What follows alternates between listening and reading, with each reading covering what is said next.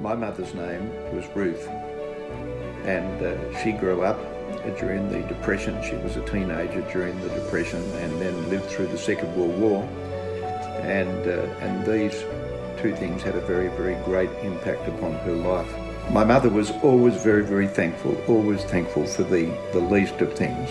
She was a hard worker and particularly bore a very heavy load after my father got sick. And then after my father died, Mum was left with 3 children to look after herself. My mother was very, very loving and caring. I have a very, very fond memory of my mother one day chasing me around the backyard with a straw broom, and I was running and I jumped over the garden that was in the middle of the yard, and then she followed close behind me with the straw broom, got it caught in the tree.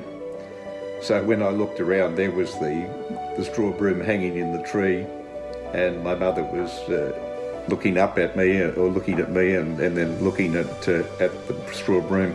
She burst into laughter, and we both laughed together, and eventually she just told me to get down the backyard and do what I was told.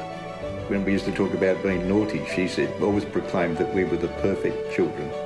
She always had time for us, to love us. My mother passed away in March 2017 at the age of 93. Before she died, she was instructing me about what to read out of the scriptures at her funeral.